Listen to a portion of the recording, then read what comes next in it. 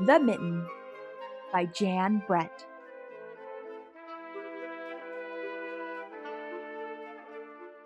Once there was a boy named Nicky who wanted his new mittens made from wool as white as snow.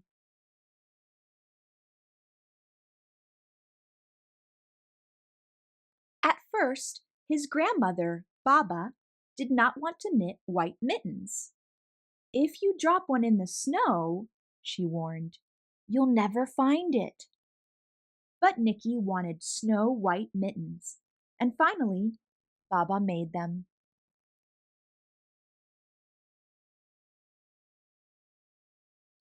After she finished, she said, "When you come home, first I will look to see if you are safe and sound, but then I will look to see if you still have your snow-white mittens." So off Nicky went, and it wasn't long until one of his new mittens dropped in the snow and was left behind.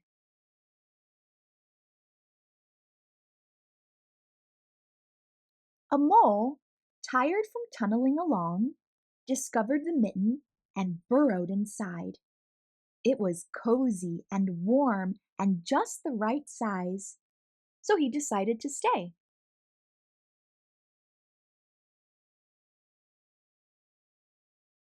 A snowshoe rabbit came hopping by. He stopped for a moment to admire his winter coat. It was then that he saw the mitten, and he wiggled in, feet first.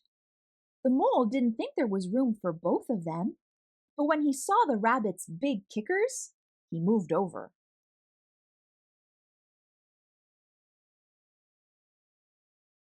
Next, a hedgehog came snuffling along.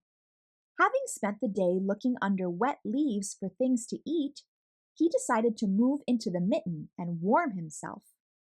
The mole and the rabbit were bumped and jostled, but not being ones to argue with someone covered with prickles, they made room.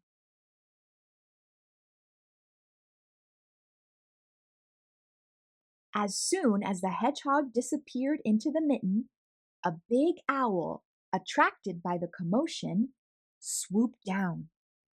When he decided to move in also, the mole, the rabbit, and the hedgehog grumbled. But when they saw the owl's glinty talons, they quickly let him in.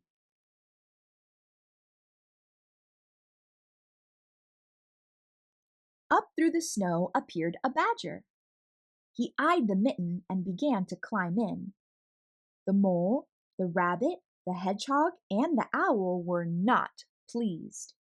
There was no room left, but when they saw his diggers, they gave him the thumb.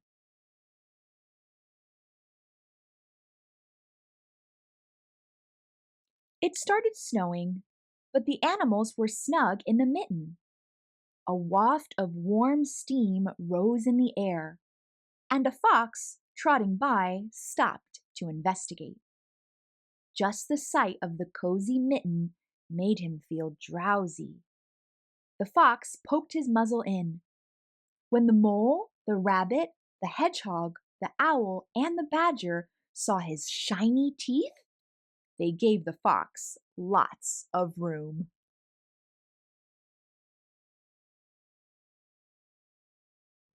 A great bear lumbered by. He spied the mitten all plumped up. Not being one to be left out in the cold, he began to nose his way in. The animals were packed in as tightly as could be. But what animal would argue with a bear? The mitten swelled and stretched.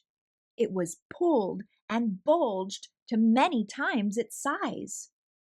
But Baba's good knitting held fast.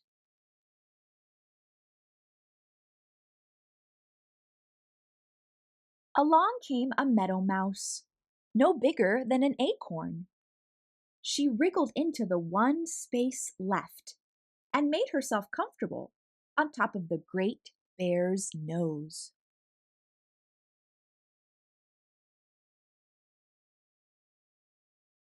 The bear, tickled by the mouse's whiskers, gave an enormous sneeze. Ah, ah, ah, Ka-choo!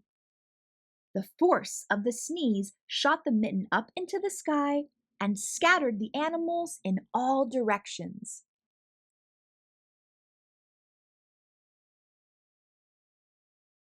On his way home, Nicky saw a white shape in the distance.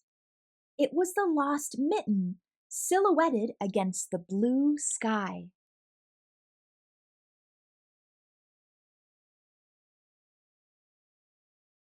As he ran to catch his snow-white mitten, he saw Baba's face in the window.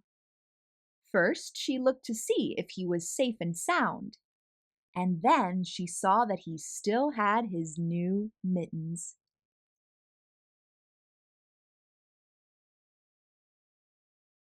The end. Why didn't Baba want to knit Nicky white mittens?